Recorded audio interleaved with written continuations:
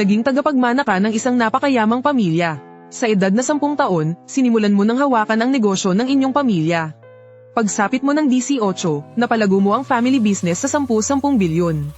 At pagsapit mo ng 20, umabot na sa 100 bilyon ang yaman mo. Naging pinakamayaman ka sa buong Tianhai. Pero sa mismong araw ng kasal mo, ang fiancé mong halos ikaw na ang nagpalaki, tumakas sa kasal tumalon pa sa bintana para lang sa isang lalaking walang kwenta. Nang malaman mo to, nakahinga ka ng maluwag. Dahil ang kasal na ito ay sinadya mo mismo.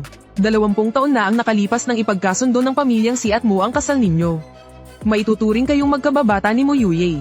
Sabay kayong lumaki. Sa mga nagdaang taon, nagawa mong iangat ang pamilyang si sa top 5 nanograms buong Tianhai. Habang ang pamilyang mo naman, yumaman ng husto dahil sa tulong ng mga si. Kung sa normal na takbo lang ng mga pangyayari, dapat sana, ikinasal ka na kay Mo Yuye. At pagkatapos ng kasal, lalo pang lalakas ang pagsasanib puwersa ng dalawang pamilya. Pero 3 taon na ang nakalipas, mula nang dumating ang isang lalaking nagngangalang Guning. Nagbago ang lahat, unti-unting lumayo ang loob sa iyo ni Mo Yuye. Lagi na niyang kasama ang Guning niya sa kung saan saang galon. Puro na lang sila kain, inom, at saya. At mula noon, sinukuan mo na si Mo Yuye. Pati na rin ang buong pamilya niya. Kaya ka lang naman nagtiis at itinuloy pa rin ang kasal na to. Ay para magkaroon ng dahilan na bawiin ang lahat-lahat ng ibinigay mo sa pamilya nila. Pero ang hindi mo alam, matagal nang inaabangan ng kinakapatid mong tila inosente ang araw na ito. Pagkaalis mo sa wedding venue, sumakay ka sa kotse mo. Agad na iniabot sa iyo ng assistant mo ang isang tablet. President, ito po ang CCTV footage ng pagtakas ni Miss Mu mula sa wedding. Umango ka, at saka mo binuksan ang video. Pabulong na sinabi ng assistant. Natigilan ng assistant. President, pag-isipan niyo po sanang muli. Makakasira po yan sa reputasyon ninyo. Iwinagayway mo ang iyong kamay. Hindi problema ang masiraan ng pangalan. Huwag lang madadami ang yaman ko. Siguraduhin mong may handa ang lahat. Bukas, babawiin ko ang lahat ng ibinigay ko sa pamilya mo, walang labis, walang kulang. Pati na rin yung mga bahay at lupa na binili ni Mo Yuye gamit ang card ko. At mga mamahaling sasakyan, bawiin lahat. Biglang may tumunog na cellphone, na pumutol sa mga utos mo. Si Mo Yuye pala ang tumatawag. Casual mong sinagot ang tawag. Sorry, Asheng. Narinig sa telepono ang paumanhin ni Mo Yuye. Sorry talaga sa nangyari kanina. Naaawa lang talaga ako kay Guning. Kasalukuyang inooperahan ang nanay niya sa ospital. Wala siyang ibang maaasahan dito sa Tianhai City. Ako lang ang kaibigan niya rito. Kaya pinuntahan ko siya para samahan. Pangako, kapag ligtas na si tita sa panganib, babalik ako agad para pakasalan ka. Napangisi ka, at nagtanong, Mo Yuye, may isang bagay akong hindi maintindihan. Anong kinalaman mo sa pag-oopera sa nanay ni Guning? Ano siya, ang matagal mo nang nawawalang ina? Pero sa pagkakaalala ko, si Chen Wanqing ang tunay mong ina. At nandoon din siya sa kasal. Natigilan si Mo Yuye. Si Sheng, lalaki kang tao. Pwede bang huwag kang magsalita ng ganyan kasarkastiko? Ninang ko rin ang nanay ni Guning. Inooperahan ang ninang ko. Masama bang samahan ko siya? Oo naman, hindi ka nagkakamali. Ako ang may kasalanan. Alam ko namang ganito ang mangyayari. Nagtanong pa kasi ako. Ang tanga-tanga ko kasi. Kapag tapos na ang operasyon ng ninang mo, pakisabihan mo ako, ha? Magpapadala ako ng tao para bigyan siya ng malaking fruit basket. Para pasalamatan siya. Kumunat ang noo ni Mo Yuye. Anong ibig mong sabihin dyan? Tinatakot mo ba ako? Diba't nangako na ako sa'yo na babalik ako para ituloy ang kasal natin pagkatapos ng operasyon. Pwede ba, huwag ka nang gumawa ng eksena? Ayaw na ayaw ko sa mga taong makitid ang utak. Ayokong maging ganyang klaseng tao ang magiging asawa ko. Medyo natuliro ka. Hindi mo maintindihan kung saang parte ka naging unreasonable o makitid ang utak. Talagang labis ang pasasalamat mo sa nanay ni Guning. Kung hindi dahil sa kanya, hindi basta-basta tatakasin ni Mo Yuye ang kasal. At kung ganoon, kakailanganin mong gamitin ang plan B mo. Sa ganoong sitwasyon, siguradong mababawasan ng ilang daang milyon o baka bilyon pa ang makukuha mong pera. Nakita mong may isa pang tawag na pumapasok. May tumatawag sa akin. Saka na lang tayo mag-usap kapag may oras na. Pinutol mo ang tawag ninyo ni Mo Yuye. Tita Chen, bakit po kayo napatawag? Ang tumawag ay ang nanay ni Mo Yuye, si Chen Wanqing. Siya ring matalik na kaibigan ng nanay mo. Saan ka ba nagpunta? Natawa ka. Saan pa nga ba? Umuwi na po ako, syempre. Natigilan si Chen Wanqing. Hindi mo ba hinanap si Yuye? Umunat ang noo mo. At bakit ko naman siya hahanapin? Biglang nasabi ni Chen Wanqing. Siya ang bride mo. Hindi mo siya hahanapin. Medyo hindi ka na nakapagsalita. Tita Chen, tinakasan na niya ang kasal. Kung ganun, hindi ko na siya bride. Naiintindihan niyo po ba yun? Tianhai City Premium Private Hospital. Suot ni Mo Yuye ang isang espesyal na custom-made na wedding dress. Habang nakatayo sa labas ng emergency room at sabik na nag-aabang. Sa tabi niya, bakas na bakas sa mukha ni Guning ang pag-aalala. Ate Yuye, sa ginawa mong pagtakas, hindi ba talaga magagalit si Kuya Sheng? Ngumiti si Mo Yuye. Hindi yan. Kilala ko siya, sa loob ng maraming taon. Kailanman hindi siya nagalit sa akin. At saka, nagpaliwanag na ako sa kanya. Basta't malampasan lang ni Ninang ang panganib. Babalik din ako at magpapakasal kami. Napakalawak ng pangunawa ng lalaking yun. Bakit naman niya ako sisisihin? Samantala, kara-rating mo lang sa tapat ng inyong bahay. 2 hilera ng mga katulong ang sabay-sabay na yumuko para bumati. Maligayang pagbabalik, young master. Ngumiti ka at kumaway sa kanila. Matagal na tayong magkakakilala. Hindi nyo na kailangang maging ganito kapormal.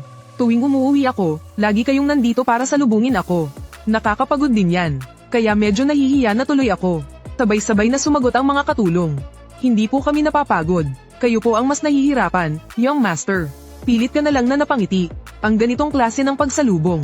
Mahirap isipin na kusa nilang ginagawa. Siguradong walang maniniwala, pero iyon ang totoo. Nagpapasahod ka lang naman sa tamang oras. At nagbigay ka pa ng ilang dagdag na benepisyo. Kaya kusa na lang na nag-aabang ang mga taong to sa pinto araw-araw para salubungin ka. O sige na, magsialis na kayo. Lahat kayo, pumunta sa mayordoma para kunin ang angpaw ninyo. Sabay-sabay na yumuko ang mga katulong. Salamat po, young master. Pagkabalik mo sa sala, isang dalagitang nasa mga 17 o 18 anyos ang tumakbo papalapit sa'yo. Agad mong ipinatong ang kamay mo sa ulo ng dalagita. Sinayansi, ilang beses ko na bang sinabi sa'yo? Huwag mong iuntog ang ulo mo sa akin. Ang sakit kaya, alam mo ba, hinawakan ni Sinayansi ang sarili niyang noo, na para bang sinasabing hindi siya nasaktan. Napanginig ang gilid ng labi mo. Paulit-ulit mong pinapaalalahanan ang sarili mo na huwag nang pumatol sa isang hanggal. Itong si Sinayansi ay isang ulilang inampon ng mga magulang mo noong 3 taong gulang ka pa lang. Para daw may makasama ka. Inalagaan siya hanggang 3 taong gulang pero hindi pa rin siya nagsasalita. Noong una, akala ng lahat ay mabagal lang ang development niya. Hanggang sa umabot siya ng 7 taong gulang. Saka lang nila nalaman na hindi lang pala mabagal ang pag-iisip ng batang to. Kundi isa siyang, noong mga panahong iyon, gusto na siyang ibalik ng mga magulang mo sa ampunan. Pero ikaw ang nagpumilit na manatili siya. 7 taon din siyang inalagaan. Kahit aso, mapapamahal na sa'yo. Isa pa, araw-araw siyang nakabuntot sa'yo at tinatawag kang kuya. Nayansi, behave, may trabaho pa si kuya. Ikinurap-kurap ni Sinayansi ang kanyang mga inosenteng mata habang mahigpit na nakahawak sa'yo at ayaw kang bitawan. Wang Ma, halika nga rito, kunin mo na siya. Umasok ang mayordoma pagkatapos mamigay ng angpaw. At saka siya sumagot, young master, si Wang Ma po, nanganak na yung manugang niya. Nag-resign na po siya para umuwi sa probinsya at alagaan ang apo niya. Napabuntong hininga ka na lang. Mahigit 10 taon na ring nagtatrabaho si Wang Ma dito sa bahay. Siya lang ang nakakakaya kay Sinayansi. Hindi naman malaking problema ang pag-alis niya. Pero paano na ako? Wala kang magawa kundi ang mapailang na lang. Butler Leo, pumunta ka ngayon din at palitan mo agad ang password ng gate ng mansyon. At isa pa. Magpadala ka ng mga tao para ihatid siya pabalik sa pamilya mo. Yumukod si Butler Leo bilang pagsunod sa utos. 3 taon na, araw-araw na nakikita ang isang babaeng may titulong fiancé ko. Pinipilit pa akong magpanggap na tanga. Buti na lang at may system ako. Ngayon, nasa tamang landas na ang takbo ng kwento. Tumakas si Mo Yuye sa kasal. Kailangan ko lang hintay ang matauhan niyang kuya kong engot. Marealize niya ang mga pagkakamali niya. At gamitin ang puso niya para mabawi si Mo Yuye. Sa ganoong paraan, makukumpleto ko na ang unang plot mission. Makokolekta ko na ang kapalaran. At makakawala na rin ako sa mga patakaran. Magiging normal na tao na ako. Samantala, sa lugar ng kasal, naiinip na ang mga bisita. Matutuloy pa ba tong kasal o hindi na? Ewan, ang tagal na nating naghihintay dito. Ang oras ba natin ay hindi mahalaga? Kung hindi lang dahil sa respeto kay Mr. C. Kanina pa ako umalis, nang makitang nagbubulungan na ang mga kaibigan at kapamilya. Nataranta na rin ang pinuno ng pamilya mo na si Mo Taiyangzai. Wan Qing, ano ba talaga ang sinabi ni si Sheng noong tinawagan mo siya? Bahagyang ngumiti si Chen Wanqing.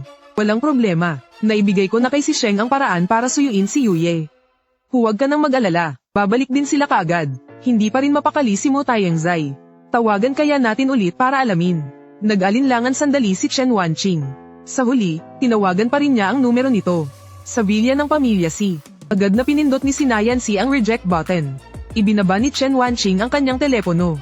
Ibinaba niya, Kinuha ni Mo Taeyangzai ang sarili niyang telepono at tinawagan ito. Pero isang ring lang ay ibinaba na agad. Sa tingin mo, galit na ba talaga si Sheng? Umiling si Chen Wanqing. Mahina sa ibang bagay ang batang yan. Pero pagdating sa ugali, wala kang masasabi. Simula pagkabata, nakita ko na siyang lumaki. Wala pang kahit anong bagay na nakapagpagalit sa kanya. Mula pa noong isinilang siya. Ang emosyon niya ay kasing stable na ng isang matanda. Tumango si Mo Taeyangzai. Pero sa pagkakataong ito, medyo sumosobra na talaga si Yuye. Mas mabuting tawagan mo siya para kausapin. Sabihin mo sa kanyang tigilan na ang pagtatampo niya.